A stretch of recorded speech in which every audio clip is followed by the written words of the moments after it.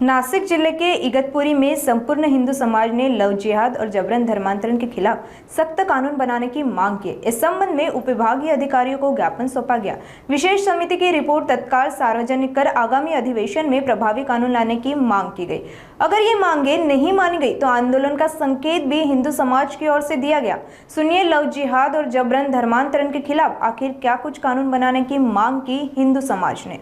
आज दिनांक 13/2/26 रोजी तहसीलदार कार्यालय येथे आपण लव जिहाद विरोधात कायदा करण्यासाठी एक निवेदन देत आहोत। याचं कारण असं की मागच्या वर्षी आम्ही याच दिवशी तहसीलदार कार्यालयामध्ये याविषयी निवेदन दिलं होतं आणि आम्हाला सांगितलं होतं की ह्या वर्षामध्ये याच्या लव जिहाद विरोधात कायदा तयार होणार आहे आणि आम्ही त्याच्यावर कडक कारवाई करू। पण एक वर्षामध्ये त्याच्यावर कोणतीही कडक कारवाई झालेली नाही किंवा तो कायदासुद्धा अंमलात आलेला नाही।